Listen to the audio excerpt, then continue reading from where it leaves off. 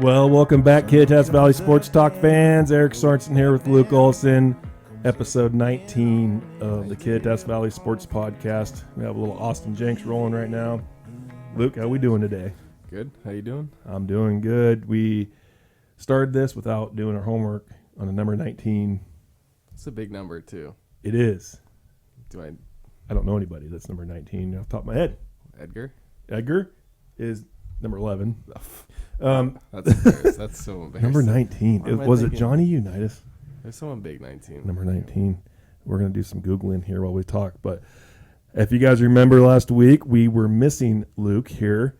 Welcome back. How was the land of the sun? Thanks for bringing a foot of snow outside. Yeah. Arizona was good. Good. High 60s. It's pretty, I guess not. It's better than 16 degrees. Will and I went on a walk this morning, and that was how cold it was. So freezing. But we're at 19 right now. 19, so bumped up a couple notches. But yeah, snow was good. I mean, the sun was good. Snow's good too. But yeah, it was fun. What golf courses did you play? I can't remember the one that was called. But the one we did play is called the Biltmore. Yeah. So my dad used to work there, and so he knows the GM still, who's been there forever. So it's fun. And the GM actually is a guy that pitched for the Pilots back in the day. Oh, there you go. Yeah, so he was a baseball player. That's pretty awesome. And he was telling us that even he only played in the majors like a couple of years, but he says he gets a couple times a month people send him cards and stuff of him and the Pilots, and people ask for autographs. Really? I mean, he was only there 1 year. Obviously, the Pilots were only here, I think, just 1 year. Yeah. So that's kind of cool. That's awesome. Well, we will go with the Johnny Unitas, the Golden Arm, number 19. Played for the Baltimore Colts. 10 Pro Bowls there. Yeah. But, well, he got back, and unfortunately, he had a pretty bummer Sunday afternoon, I'm sure. Because I had a pretty bummer Sunday afternoon, too. I'm still pissed off, so. Yeah, man. But, yeah, I don't know. Too bad, but I guess it's according to Pete Carroll, it's just the start, so feels like 2012, and I hope so. So that means a Super Bowl next year. 2012 was the year we lost to the Atlanta Falcons. I remember watching that game. I remember leaving that game thinking, guys, don't stress out.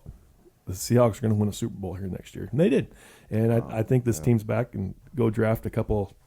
I don't know. I see that they need to go and get a good secondary safety or a corner. And I don't know. It's tough. I think Pete Carroll said he wants to keep the offensive line the same, and I don't know. I'll let him do all that work, and I'll just watch next year. And they've been successful doing it so far. Yeah, that's I can't right. complain. Yeah. And then the other big news we had in the national level was it was right after we finished recording last week. Mr. Mike Leach was stolen by the Mississippi State Bulldogs. I don't know. What'd you think? It's good and bad. I don't know. I mean, it's a loss. I think for Cougars fans, I think the Apple Cup thing was kind of bothering them, even though how much success he's brought them. But they did get I don't know. What are your thoughts? My thoughts is it keeps feeling like you're watching your ex-girlfriend with a brand new boyfriend who is a rich, famous person, and you can't go anywhere without seeing him. Yeah. But no, I he did a great thing. He brought the program to relevance. The good news is Jimmy Lake has to throw away his game plan for the Cougs because that's going to have to change. But they hired a new guy. From Hawaii? Yeah, his name's split my mind right now.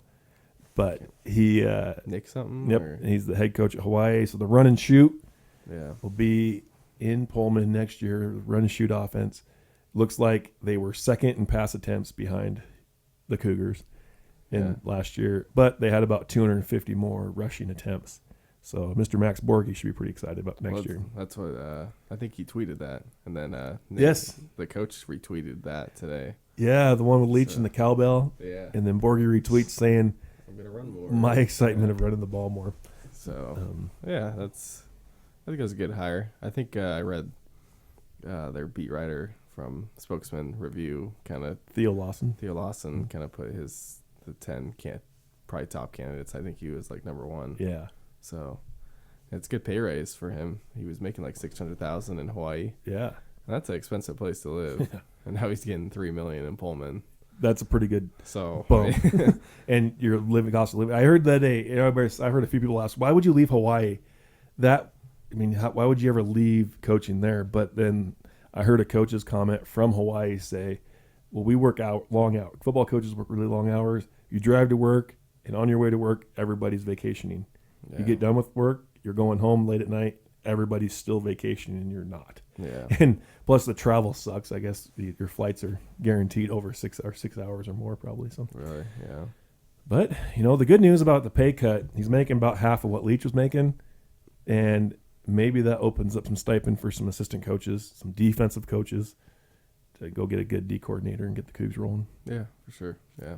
So, well, that's the big national news, and you guys probably noticed there's a missing voice here. Yeah. John is beating the pavement right now, making a living. Not much else we can say about that. Yeah, he should be here, but that's okay. He should be here. Someone's got to bring food to the table. That's so, right.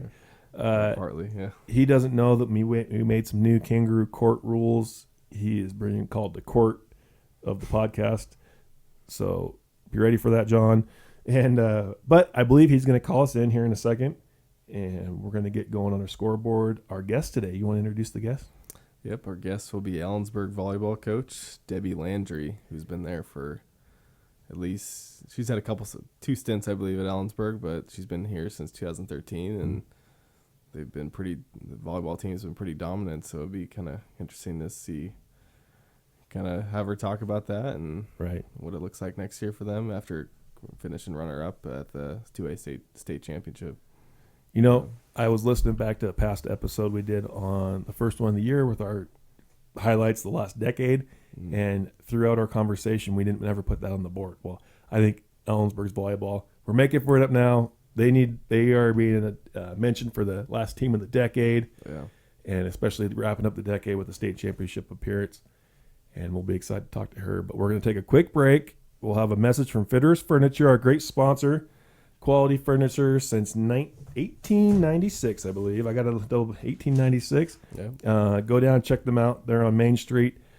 Heck, go check them out. Park, go buy some furniture. Walk across the street, go to the Tav, get a burger and a beer. And then pick up a copy of the newspaper. And then go see Luke over across the street for some newspapers. And that is a full day. Support the local guys. Go tell the guys at Fitterers Furniture that Kittitas Valley Sports Talk sent you. We will be right back with John Goudat on the phone, ready to spread knowledge. That's right. For everybody. Yeah. Is a new sofa calling your name this new year? Maybe a recliner? Whatever furniture needs replacing, when it comes to furniture upgrades, you can trust the professionals at Fitterers Furniture in Ellensburg. A knowledgeable sales staff, certified interior designers, and 3 floors of quality home furnishings are just some of what you'll get at Fitterers. Fitterers also offers in-house financing, free delivery, and haul away in Central Washington. Fitterers Furniture, quality furniture since 1896. Fitterers. Valley Sports Talk fans, we're back, and we were gracious enough to be joined, or we weren't gracious. He was gracious enough to join us today. Luke ditched us last week for Arizona. John's ditching us for the beautiful Moses Lake area. Welcome to the show, John. I'm glad to be calling in. I feel like I'm a guest. I feel like I'm a weekly guest, and so I need you guys to roll out the red carpet for me. Oh, it's rolled out, but it's in the form of snow, and it's white outside. So we're going to hop into this real quick. We got the scoreboard, but we're going to make it casual. We're going to have fun with this because that's what the people want, John, and that's what we're going to give them. Yeah. That's right. And the people want to know who our sponsor is, which is? Fitterers Furniture, quality furniture since 1896. They're on Main Street. That's right. We just gave them a great business plan before you joined us, getting themselves some furniture, burger and a beer across the road, and then walk across the road and get yourself a newspaper there for Luke's office. Sounds like a plan to me. Heck yeah. Well, let's start off with Central. We got a big week coming up. Last week, the women split with Anchorage, and they beat Fairbanks, lost to the number 7 team, Anchorage. But who's coming to town Thursday, fellas? Western. Voldemort. He who shall not be named, right? Dang right. We don't like them, but they're coming to town, so get your butts to Nicholson Pavilion. The women tip off at 5:15 against Western, and then the boys play right after that against Alaska Anchorage on Thursday, and they start at 7:30. Is that Spar or? He'll be here on Saturday with Fairbanks. Okay. So the return of Spar, year number 2. I don't even know how Fairbanks has been doing this year with Spar's team, but it seems like they're doing better. Yeah. Yeah, I think they're 4-2 in conference, and but yeah. Yep. Yeah, and the boys lost a heartbreaker there at Billings. It was 92-91. John, you were saying it was a last-second shot. Yeah, it was. I mean, literally, it came down to the wire, last possession of the game, kind of thing. And but just to kind of reiterate what you guys are saying, the Fairbanks men's team, I think they're 4-1 in GNAC play. I don't have them in front of me, but just a definite improvement. I think they have a height disadvantage to most teams, if I remember their roster correctly. But one, that should bring a ton of people. If you remember last year's game, when Fairbanks came into town, one, it was really, really snowing really hard, and secondly is it was on Valentine's Day, and so right. if I remember correctly, the three of us spent the Valentine's Day with our better halves in Nicholson Pavilion, and thankfully we don't have to do that this year. I hope that we get a great crowd, a better crowd than we had last year to welcome Spar back in town, and you know, no disrespect to Coach Renta and the Wildcats, but you know, Spar been here for 29, 30 years. I mean, it's always nice to see a guy like that come home. How did Willow like spending Valentine's Day at Nicholson Pavilion? She wasn't there. Oh, okay. Yeah. So you lucked out. me. She was there in spirit. In spirit, yeah. Yeah. That was awesome. So, yeah, get there, like I said, on Thursday. Western plays Central Girls right before the boys at 5:15, and the boys take on Anchorage. And then that Saturday, the girls play Simon Fraser, 5 o'clock, and then the boys follow up with the Return of Spar, Part 2. Yeah. Before we move to preps, let's cover, we talked last week about the rodeo, and I was there Friday night. John, you were there the other 2 nights. I don't think Luke found his cowboy hat yet, have you? No. You didn't get down there? Dang it. No. Didn't quite get there. Tell us about the circuit finals, how it ended up, and I think some locals had some pretty good goes at it.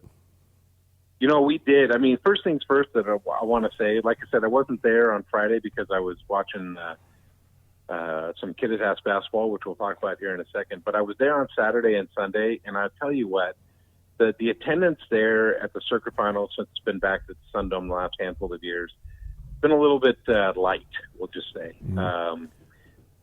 But I was really thrilled with Saturday's attendance. It wasn't a sellout or anything like that, but really happy to see rodeo athletes compete in front of a decent crowd. And then, of course, on Sunday, I expected nobody to be there because the Hawks were playing at 3:30 and the circuit finals were at 1. But there was an okay crowd there. But yeah, I mean, great time for the locals. You know, Jason Miner won the season-ending all-around award, a buckle. He beat Caleb McMullen, which, you know, a Soap Lake kid, by like $200 or $300. I mean, so you rodeo all year long, and then you win the all-around by, you know, less than $300. And so, you know, that's a tip of the hat to Caleb because he's quite the all-around cowboy. But so is Jason. Jason won money in the tie-down roping. I think he won about $4,600, give or take, over the weekend, which is great.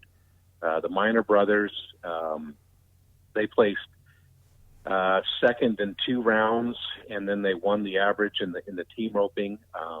So they won over $5,000. Jake Miner roping with Garrett Rogers, they've won both the first and third rounds, and so they came away with like $3,700. Jake Pratt wins the season-ending buckle for tie-down roping, the cap roping, and so you know, Kevin Lusk in bareback, he placed 4th in the first round. And again, I wasn't there on Friday. I heard that he got hurt, and so I don't want to make that definitive. Something that happened with his riding hand, I believe, and so tough luck there. But you know, guys like Jack Fisher, former Upper County guy, lives in Ellensburg now. Joey Bergevin. Hey, They won a few $100 in the tie down roping, or pardon me, in the team roping. Joey Bergevin, And, the Kittitas alumni. Yeah, Got to give you a shout out, Joe. Dr. Joe. Yeah, shoot, if you got horses that need help, he's a vet. So I'm sure Joey will pay me for that sponsorship right there. But, We'll bill him. Speaking of horses, barrel racing horses, Jody Tucker was down there representing Ellensburg, and she didn't place in the money. But I'll tell you one thing about her horse is, that Sundome Arena is tiny. It's probably the smallest arena that anybody's going to rope or ride in. And, so Jody was, just a, blink of an eye behind the winners and the placers. But that her horse and her ability to ride, let's remember she won a chunk of change there in Pendleton. And they call Pendleton the Green Mile, one, because they have the grass and everything like that, and two, it's because their barrel racing pattern is probably about 10 to 12 seconds longer than Ellensburg's, and Ellensburg is a big arena. The reason why I bring that up is that's such a tiny arena in the Sundome, but when Jody and her horse get outside in big open arenas, really watch out. So, but yeah, fun time there in Yakima, and one, it's local rodeo that was easy to get to, and two, is a handful of guys made some money, and now the ones that are, rodeoing year round, they're down in the Arizonas and New Mexicos and Texas is getting ready for warmer climates to say the least. And so, Denver is this week, and Odessa down in Texas just wrapped up, and then of course you got San Angelo and Austin and Fort Worth and Houston. I mean, some huge rodeos, but you get me talking about rodeo guys, and I just can't shut up. Well, I remember Joey Bergevin showing up in high school. He had won a team roping or something on a weekend and won a pickup, and we were all thinking, man, we're playing the wrong sport. He's getting saddles and pickups. We're getting more running. So, well, let's move on to some local sports. We had the Cle girls took it to Granger on Saturday. Beat them. I'm saying this right, 51-8. Yeah. Mm-hmm. Yeah. What a spanking. That's kind of a preview with a potential. I think it'll still be called the EWAC next year. Those two teams should be dropping down to the 2B level. That's right. I believe Cleelum's still coming down. Mm-hmm. Cleelum Granger going to be in our league with Kittitas. That Cleelum Granger score, that was correct. I saw that, and I'm like, man, that's got to be a typo. No, yeah, they Cleelum held them scoreless in 2 quarters, the first and the third. So, dang, quite the beating. The boys had a good day. They beat Granger 64-54 on Saturday. Also, yeah. I think Cleelum, the boys are a pretty good team. They got a lot of potential, I think, in the future. And you and John saw that showdown versus Kittitas. Pretty good game. Definitely. Both teams are going to get going here soon. Unfortunately, Kittitas lost. I think girls and boys lost on Friday night, if I'm correct, against the White Swan Cougars. Yep. Is that correct? I'll say one thing about the White Swan teams. It wouldn't surprise me to see both of them in Spokane, or at least fighting for one of those spots. And the White Swan boys, we've had our way with them over the last handful of years, but they've always been like almost there. And I think maybe this year, I don't want to say they're going to, run the table for the rest of the season, but they definitely had a pretty decent team. And I tell you, I don't think I'd like to have that game back. I'm talking like a coach or a player, because I thought, maybe a little bit of a better pass selection, maybe a little bit of better shot selection. We could have, chipped away at the lead a little bit to get a little more momentum. And then for the girls, it was relatively close. I want to say we were down by 7, maybe 8 going into the fourth quarter. And so, you're within a couple of possessions or a few possessions. And then, White Swan just got on a hot streak and it seems like they just couldn't miss. And then, we got on a cold streak and it seemed like we couldn't make them. So, and then when you're in the fourth quarter, that just kind of hurts. So, but I was thrilled for them to bounce back on Saturday down there at Liberty Christian. Well, yeah, the boys went down there. They beat Liberty Christian 71-61. Blake Catlin had 28 points. Hudson had 10 assists. Cody Van Dorn had a double-double. But the big one, the big excitement for the night, was not just apparently the horrible officiating of the girls' game, and it sounded like it wasn't great for the boys' game anyways, but Hannah Moore hitting a three-pointer as to win the game 38-35 against Liberty Christian also. Yeah. See, that's amazing. And Hannah Moore, correct me if I'm wrong, I don't have the roster in front of me. She's a sophomore. So to, take that shot when you're young, like maybe 15 years old or however old she is, Mm-hmm. I mean, that should put some wind in their sails as a team, and then definitely her as a player. I like watching her play. I like watching them all play, but what a great shot. Yeah. Well, I guess I can say this because it sounded like on both sides. I've talked to the Tri-Cities fans. I talked to some Kittitas fans, and it was just a horrible officiating job. And for Coach Moan to get a technical, that dude is the nicest guy.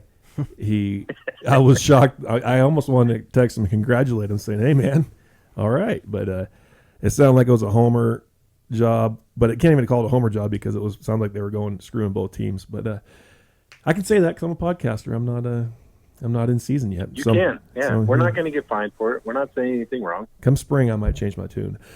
Ellensburg boys basketball. Let's see. They come up clutch. Let's see. I guess unfortunately they dropped their game to East Valley. It was the girls that beat East Valley. Yeah. Yep. The girls beat East Valley in a close one last Saturday. The freshman Riley Leishman came up pretty clutch for them. Ellensburg led for most of the game, and then East Valley just kind of slowly made their way back and took their first lead with like 2 minutes left, and then Leishman hit the first three to tie it, and then they were up three, and she knocked down another one. I think they're up three, but yeah, it was kind of a big play. She hit another three with 30 seconds left to kind of keep Ellensburg undefeated. I think 10-0 in conference. So wow, where's Ellensburg at this week? I think they're on the road at Grandview today. Okay. Today, yep. I guess it is Tuesday. We're recording this thing. Yeah. Thing about Ellensburg is I saw, there's so many different rankings. I saw in the Evans rankings that I kind of follow on Twitter, there were ranked fourth in the WIAA. Luke, I'm not sure if you know where they're at on WIA, the RPI stuff, but actually I just see it right here.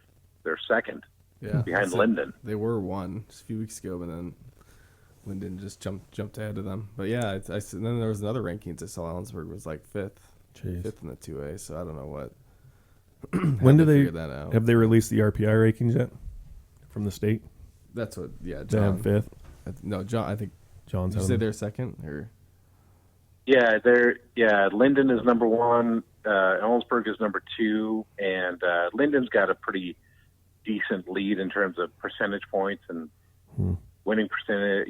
They're both 12-0. In fact, Tumwater is 12-0 as well. I think those are only three. But Linden's got a heavier strength or a better strength of schedule than Ellensburg. And then their opponent's win percentage is better than Ellensburg's. But, that's not to take anything away from Ellensburg. But shoot, just in the whole, what is that, District 5, 6 for, Central Washington and Spokane is, so you got West Valley High School out of Spokane, it's 5th. East Valley Spokane is 7th. And then you go down to Clarkson High School is 19th. So, and then East Valley is, Ellensburg just beat their 21st. But I expect them to kind of move up as they get more league wins, as long as it's not against Ellensburg. Yeah. Well, let's move on a little bit. Before we talk about wrestling, which is a big weekend coming up in wrestling, we got to give a shout out to Ellensburg High School soccer player Allie Brown signs her letter of intent to play soccer at Black Hills State University. Yeah, it was pretty cool. It happened while I was gone. That's a Division II school in South Dakota. And Allie was a great defender for Ellensburg the last couple of years. She was defensive player of the year, I believe. Mm-hmm. And then I think she must be okay with playing in the cold because it's cold today. Yeah. But South Dakota winter that's a different kind of cold. It so takes your breath already away. That girl is tougher than us. Dang right she is. Yeah. Well, Ellensburg steamrolled East Valley to open up their CWAC schedule in wrestling. Big news, but this weekend is big. You got the Ray Westberg Invitational. All local schools will be there. Kittitas, Cleom, Ellensburg, of course. And that'll be a fun weekend. Hopefully I'm able to sneak away and get out to that. Yeah, so I'm a former wrestler, as you can tell from my current athletic state. I mean, clearly I'm still in shape. But I would say Ellensburg or the Westburg invite, that's one of the elite invitationals, and you can tell by how far the teams will travel. So you'll get like the Cheneys and the Clarksons over there. You'll get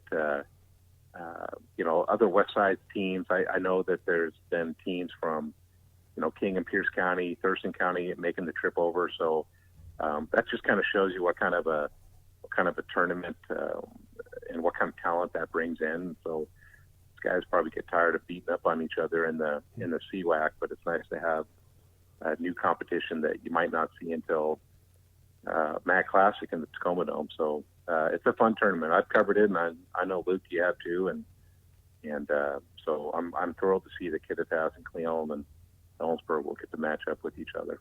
Well, if you guys go watch that, don't leave, don't get bored sitting there, stay, because the championship rounds of that tournament are fun to watch. They bring everything down. It's more localized there with just the championship matches, and it's a lot of fun watching that for sure. And definitely be able to get out there. And that's we're getting busier. Things are happening with this whole local sports here. Yep, right in the middle of winter sports. Yeah, so good time. There's plenty of things to go see this week. I know Kittitas is home Saturday. They play it earlier. The girl 3 and 5. Yeah, and then there's some central games at home. They play too. tonight too. Yeah. Tuesday night they're on the road to Mampton. I believe it is. Yeah, doubleheader there with them, and then Saturday. Yeah, it's just packed with prep and college stuff. So hard to pick where you're going to go, but no matter where you choose, you're going to get a good one. Absolutely. Yeah. Well, we are going to go to the guest of the week. I think we're going to lose John, but maybe he will. Will you grace us with your presence at the end of this podcast? Call us back for a would you rather or some sort of a subject. We really want to pick your brain at the end, John. That sounds good. Okay. You know what? I guarantee that I will call in at the end of the podcast. Thank you. The very end as we're wrapping up. We will be right back with Ellensburg Volleyball coach Debbie Landrie. We're so pumped to talk to her and find out about what a great season she's had this year and her road to coaching and whatnot. And we'll be right back. Well, Valley Sports Talk fans, we are back with our guest of the week, brought to you by Fitters Furniture. We are joined today in studio by Ellensburg Volleyball coach Debbie Landrie. Thank you for joining us today. Thank you. Well, we ask most people, our interviews, everybody's got a story how they got to coaching. So how'd you get into coaching and what got you to Ellensburg and where you're at now? I have been involved in sports all my life. My parents pushed. I have a brother that played football at Central, and then I came and played at Central. Prior to Central, I'm a Tumwater graduate. Tumwater always has good programs, and so that's my background.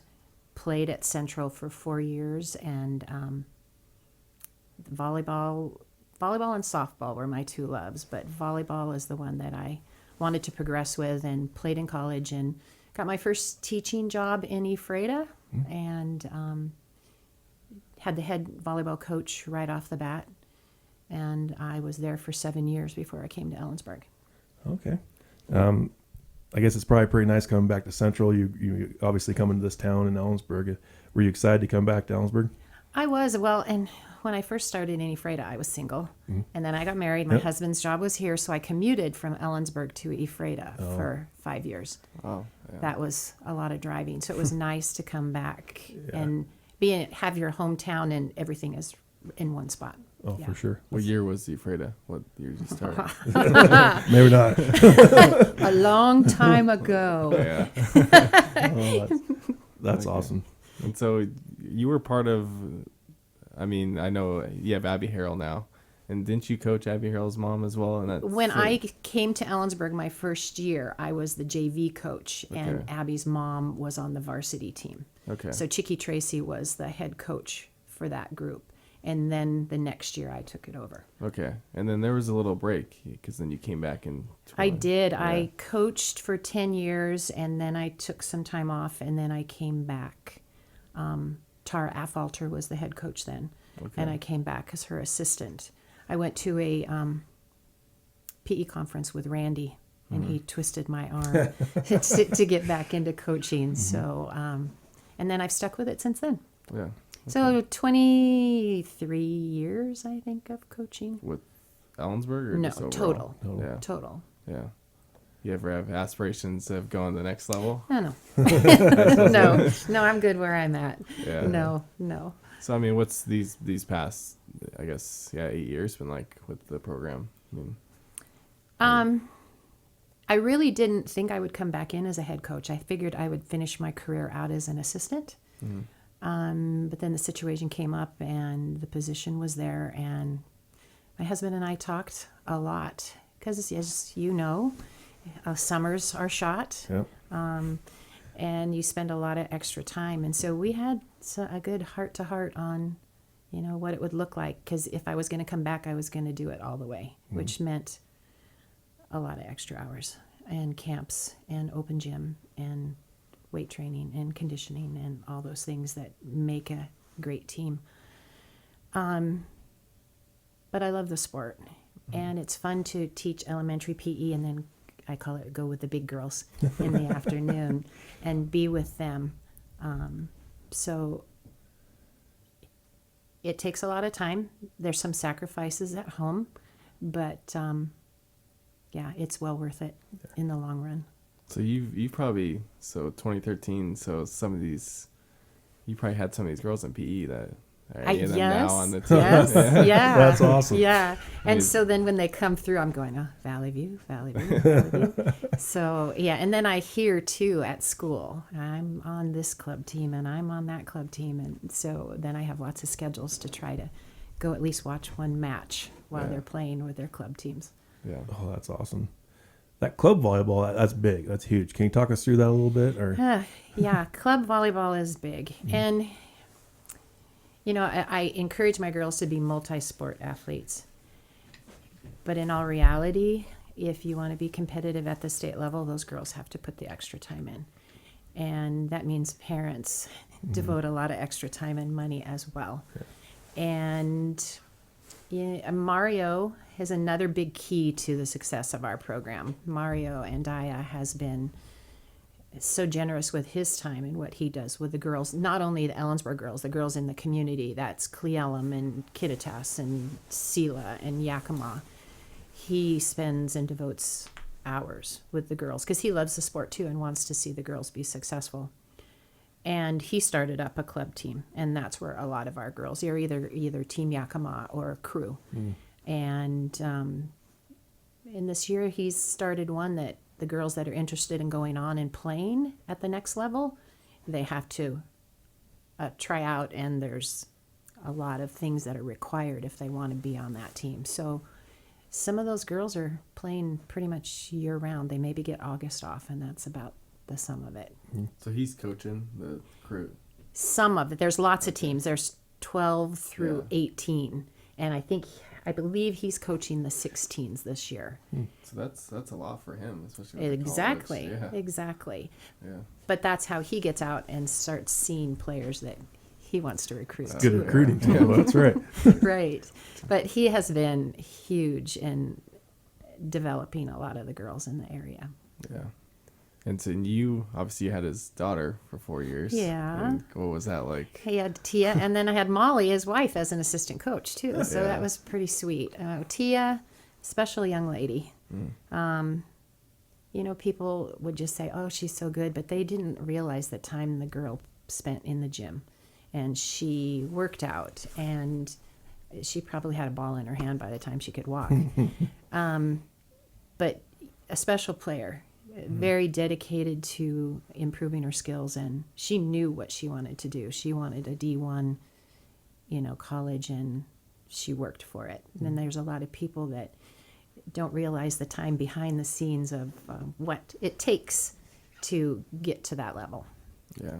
So during those years, like, do you remember when Gonzaga called or? It's kind of a funny story. Yeah. She wanted to go to Gonzaga, and they offered that setting position to another player.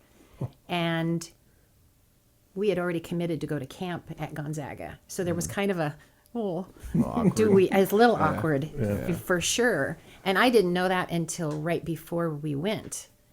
And we got there, and their coaching staff took another look at her and went, "We made a mistake." Yeah.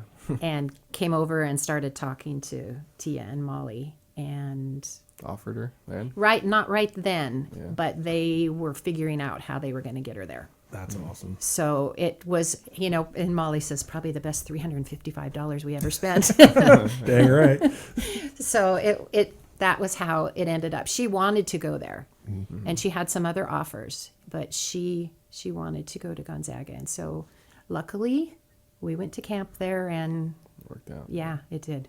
What were other? Did she have other D1 offers or? Yeah, there were some in Oregon.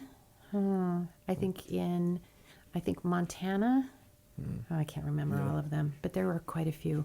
What would you get calls? Like, would they talk to you? They or- mainly talked to Mario. Since he's a coach. Yeah. Yeah. Yeah, they mainly talked to Mario. Huh. And she, obviously she was like a hitter for you, and now she's like a setter, right? At Gonzaga. She did both. When she was Was- in the back row, she was my setter, and then when she went to the front row, she was my number one setter and my number one hitter. So it wasn't really a tough transition for her at college at all. No, Yes. and then she, because she knew how to play the net, playing a 5-1. If she went to the net to set, she was still a great blocker. So that's the beauty of her. She can jump. I'm sure they would have loved her to be a little bit taller, but Yeah. she is athletic enough that she can handle the net. Were you able to go to any games this year? I didn't make it to any this year. Yeah. It's tough when your schedule is Same season. Yeah, Yeah. it's tough. So with her coming in, did you know she was going to be a special player? Yeah. Yeah. Like- She came, we had even invited her when she was in 8th grade. We ran some camps in our own gym. And we invited her to come in when she was in 8th grade, and She just went fit through right it. in. Oh, yeah. Yeah. Went right through it. That's yeah. awesome. But she knew so many of the girls too from playing clubs. So yeah, she's very mature for her age too. So So you say you ran a bunch of camps. Do you guys do that quite often for younger? we did a lot of younger camps to begin with, but now Mario's running so many of them that it's a I feel like it's a competition, and he does such a great job Yeah. that he has it. And you get to go But- watch and see what the future Right. holds. Yeah. But then we had a gal, Momi Bowles, and she was a coach over in Auburn, played at Gonzaga, and I met her at a coach's clinic. And I just really loved what she had to say. And I saw her at Gonzaga and said, "Would you come and put on something for our kids here?"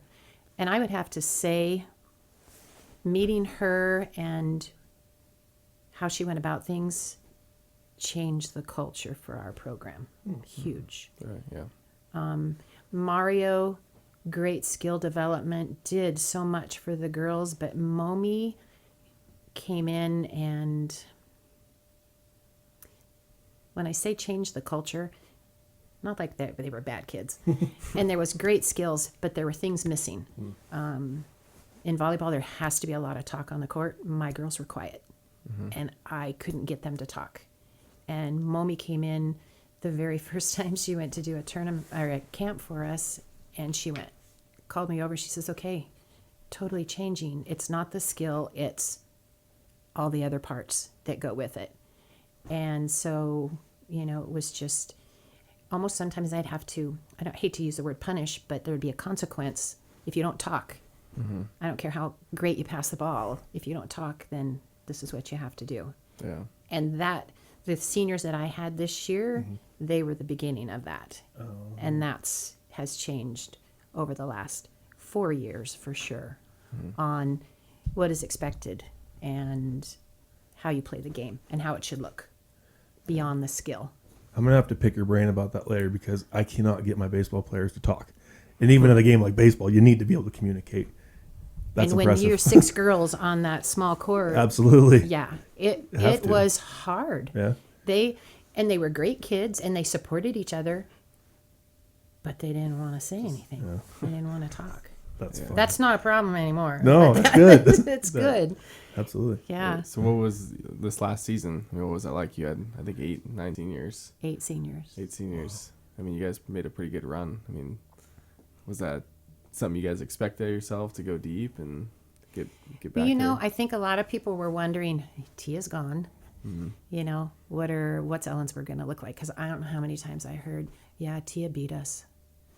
Okay, well, yeah, there's a little bit more to it than that. Right. Tia beat us. You just let one player beat us. And, you know, I think the girls, they loved Tia and what she could offer. And I think they were ready to step forward. And I was kind of waiting to see who was going to, and it was multiple. Yeah. It wasn't just one.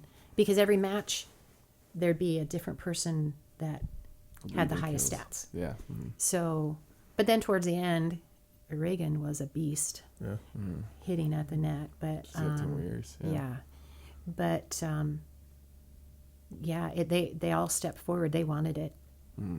Yeah, they'd worked hard and they'd been together for so long that they were ready. Because some of these girls had played with me for 4 years and some for 3. So. Yeah. How much fun was that to coach? To have that kind of a team and the buy-in? And, you know, the buy-in is huge. You know, my brother always says, you know, they drank the Kool-Aid. Yeah, they did. They did. And and to know them and they knew my style, it just was so easy. Just easy. They knew my expectations. I'm one of those that the pyramid isn't all the freshmen do the hard work. My pyramid's the opposite direction. My seniors do the hard work and the freshmen do very little. I don't like the seniors pointing and telling the freshmen, you guys have to carry the bag of balls or you have to carry. I want my seniors to rise up and do those things. Yeah. You got to So- show the freshmen how to do it. Exactly. I think that's key. Yeah. Yeah, and like my varsity girls, they set up for the matches. They go in right after school and they go in and set it up. And and for the C team also, they're the ones that go in and have everything ready for everybody. Just Little things. my philosophy on Yeah. how it. Should be done. Yeah. Yeah. Absolutely. So Okay. you've since 2013, how many girls have you had go to the collegiate level? Would you say you have Tia, Fisk, and you had these two? And Shawnee, Shawnee, Tia, and Leah Yep. is going, and Rose. Both. So out of this group of seniors, I had 3, and I had others that could, but they chose not to go on and play. And then prior to that, there were others. She's playing basketball now, but Malcolm, Yeah. she went there to play, and Megan Rogers went on to play at Bellevue. So there's been a few, but Tia's my first D1. Yeah. That's cool. I know, exciting. right? That doesn't happen very often. So, It's pretty cool. yeah. Yeah. Well, talk us through how the season went. You know, it was a really successful run. I guess we talked off the air. How about, you know, the tournaments you're able to go to and just how your season flowed along and just being able to go play a bunch of games in one day against competitive people? I always like to get to the Sundome early in the season, and we don't always do great there, but I just like all the court time because then I can try different combinations, and then we kind of figure out what's going to work and what's not. I don't think I've had a year yet that we've gone to the Sundome and we've had everybody. Somebody's either been hurt or they're sick, but it's a ton of court time, and there's a lot of teams there, and it's the commotion and all of that rather than just you have one match going on at a time, and that's what happens at state. There's lots of noise, so I like all that commotion for them to go through. We've done okay at the Sundome, but there's 4A teams there, and there's a lot of great 1A teams and 2A teams that are out. We had, in fact, in our pool there was a team from Oregon, Idaho, and 2 from Washington. Oh, cool. So that was kind of fun to see teams from other areas.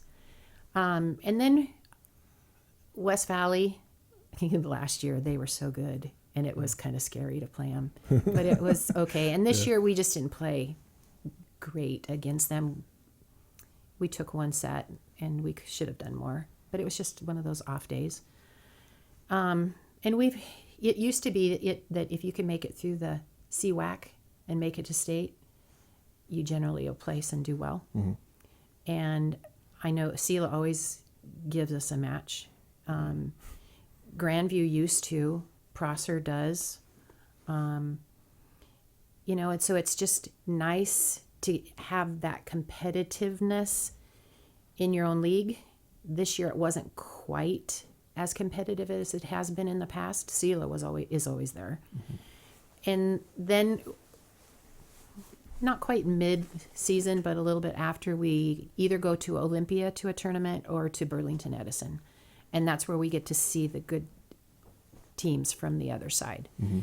And we took third at Burlington this year. Lost to Burlington twice there, so that was sweet when we got them at Absolutely. state. I bet. And so it's just nice because you see a lot of the great teams from that side, which we don't get to see otherwise. Right. When you play at the Sun Dome, is it different? I know when the basketball team plays down there, it's kind of different for them shooting, and just because It it's so seems open. so large, Yeah. yes. They have sometimes that spatial awareness. Sometimes they serve Like, so you out. So you see the kind of. Yeah. Yeah. Okay. Yeah. Huh. Yeah. It takes a little time for them to get used to it. But those girls that are in club, they end up in situations like that a lot also. So that helps. They're used to playing in that. Yeah.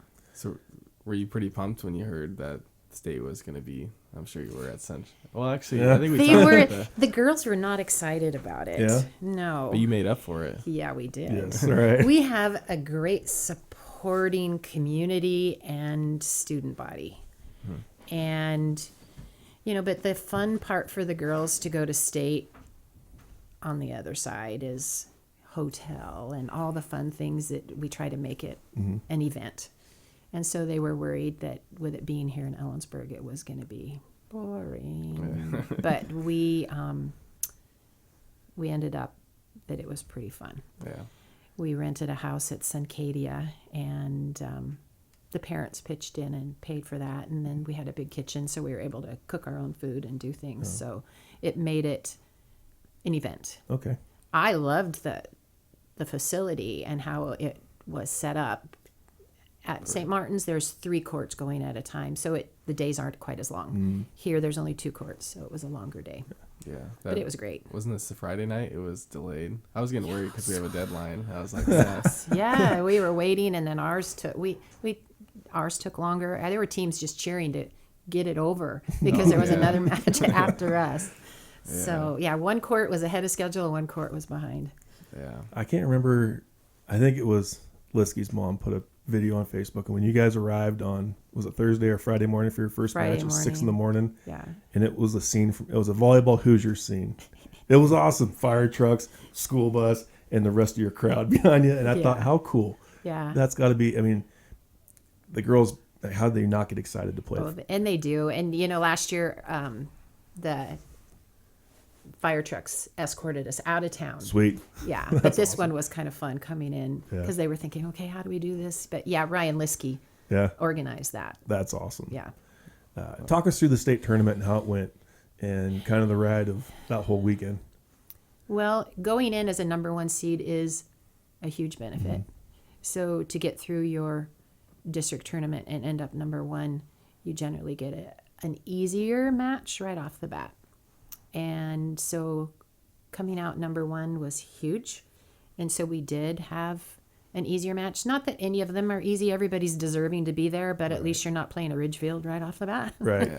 So, so and having an early match, we do some early practices just to get the girls used to that because some of them don't like practicing or playing at 8 o'clock in the morning.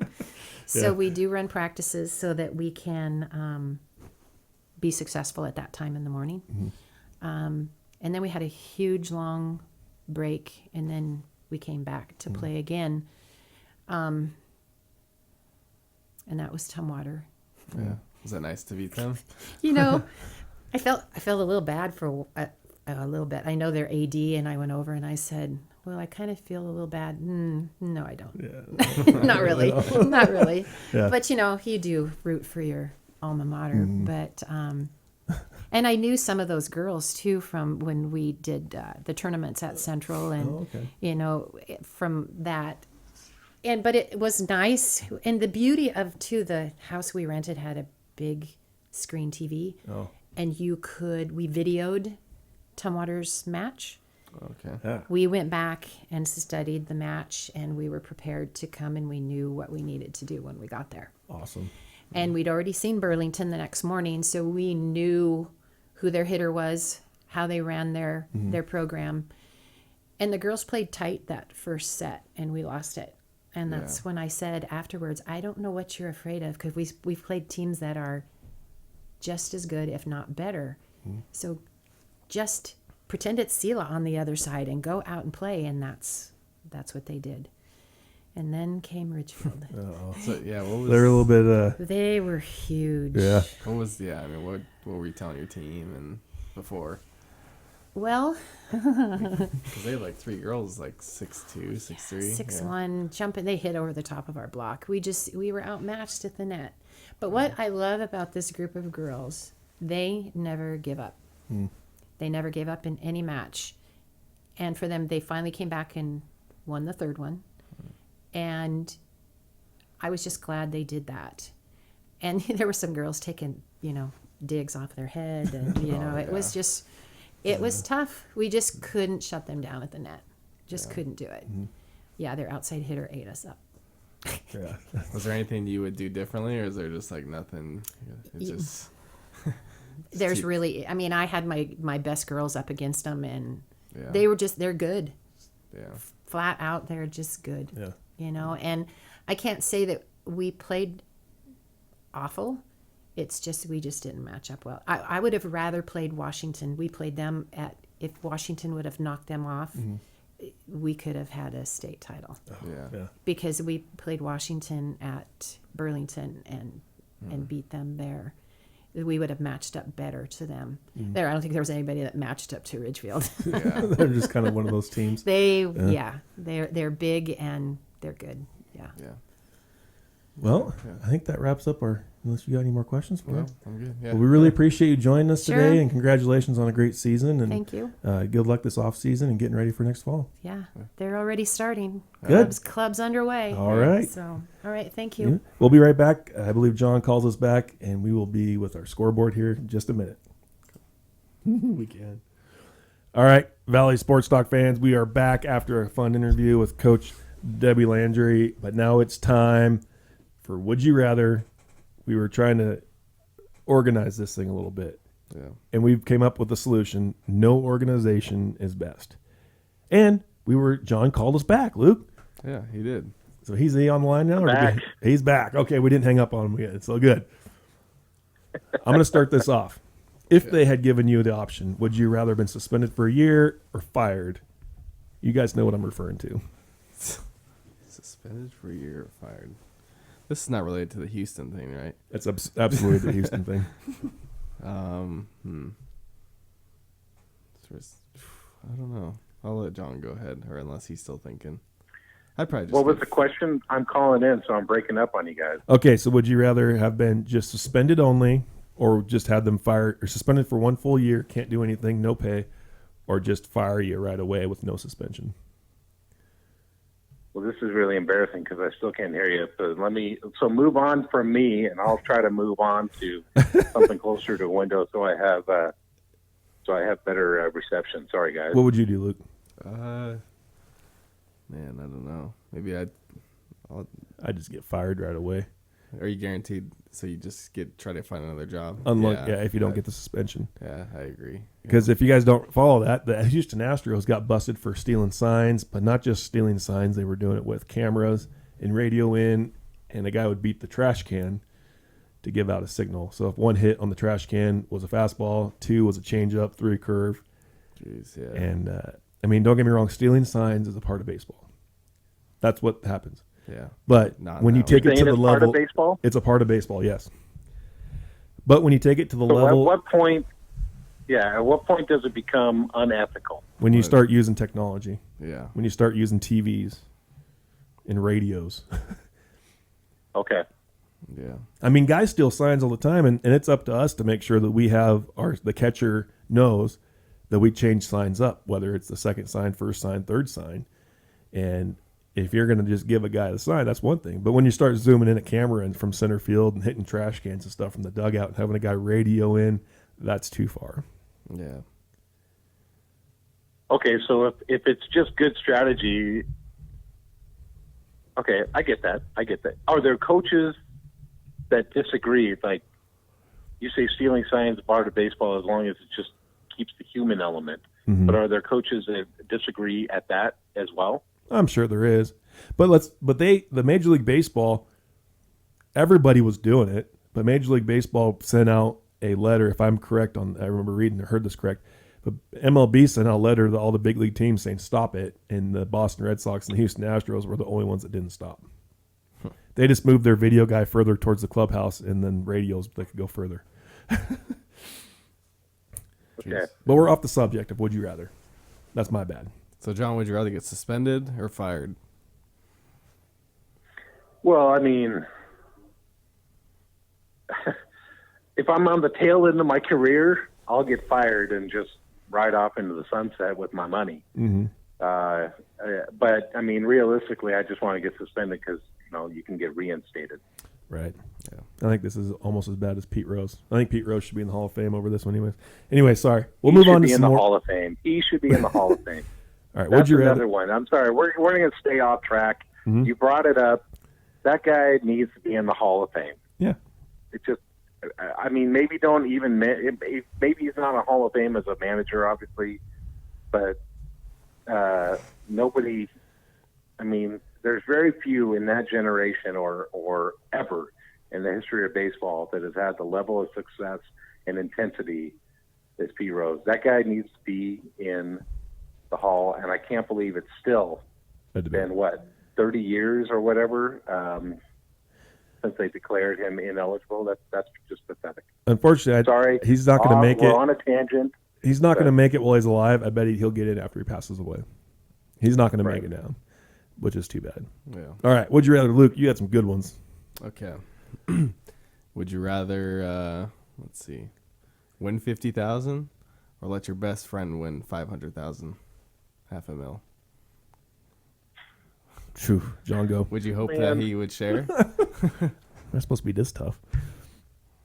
Okay, I'll go. Yeah. I say hold on a second. I'd say the best friend. Well, if he cuts you a deal, that's the thing. That's the catch. If my friend knows I gave it, that had the option for him to win the money, and he knew full well that I was going to do that, then he's probably going to help me out. So we'll go with the friend. I might take the 50 because I don't know. What if they don't know the scenario? And they're not going to just give you 100,000 or something. Which would be nice. Yeah. So just answer it, because I'll be honest. I mean, none of us are like hurting for money, but we all could. Hey, I could use a couple of extra zeros in my bank account, a couple of extra figures, So I would. I'm a jerk. I'm a horrible jerk. Sorry, guys. You're never going to win 500,000 if I have a chance to win 50. I'm going to say the 50 grand. But here, answer this for me. You guys were saying, well, I'll do the 500,000 maybe if they share, if they hook me up, blah, blah, blah. No stipulations. 50 or 500. You can't say I'll give them 500 if 50 he gives me some. I'll take the money. Yeah. Okay. What about you, country? I'll take the money. Yeah. Taking the money? Okay. I'm taking the money. Good. Yeah.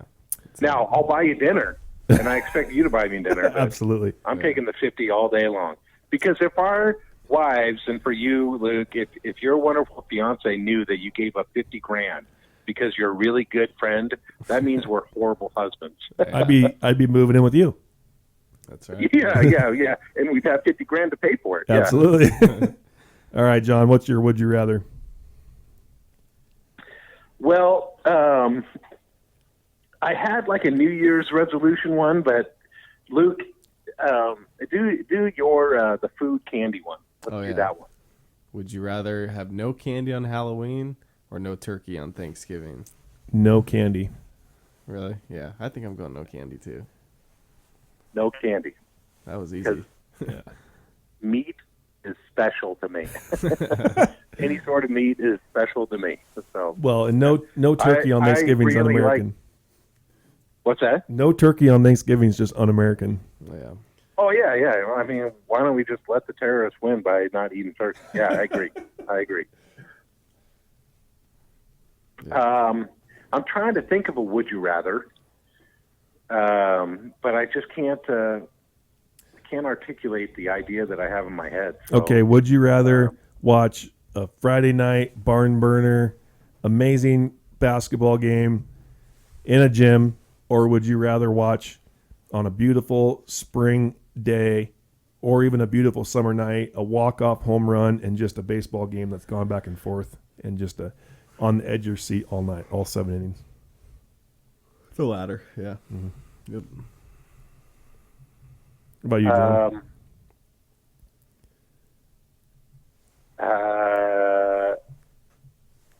If it's, you say beautiful day, so that means there's no wind. Right. Or that's how I'm interpreting it.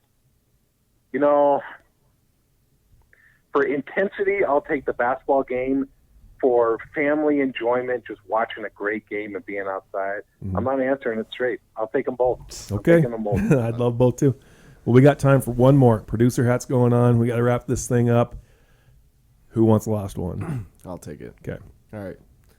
Would you rather run 100 miles per hour or fly 10 miles per hour? Ooh.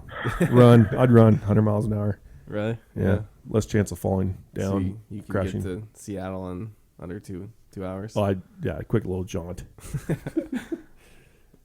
You know what? But flying, If I had a though, superpower, if I had a superpower, I'd want to fly, but I want to fly more than 10 miles an hour. Okay, 20, 25. So I'm just I'll say the 100 miles an hour. Although getting from Ellensburg to Seattle, going over the pass, we're going to look really funny, but whatever. It'll be fun as long as you have I'll say your snow run tracks 100 on. miles an hour. Okay. Well, that wraps up this episode 19. John, we did the Johnny Unitas episode. We didn't inform you of that.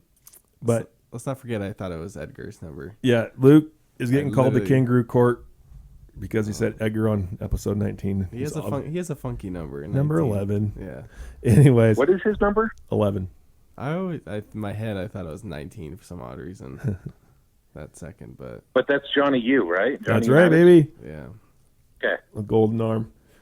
Well, check us out on Facebook, Twitter, Instagram, on the YouTube. We got the camera rolling. Unfortunately, we don't got John's beautiful face on the camera today, but he'll be back next week, we hope. Share it. Let everybody know that the Kittitas Valley Sports Talk's around. Make sure there's people out there that know about it, that want to hear about us, because we're the only talk show in town, fellas. So check us out. Share it on the social media. Watch the YouTube videos, and go check out our sponsor, Fitterers Furniture, and go tell them that Kittitas Valley Sports Talk sent you. And we will be back next week with so much more and great information. And we can't wait to hear from you guys. Yep. Take care. Be See ya. nice. Sounds good, guys.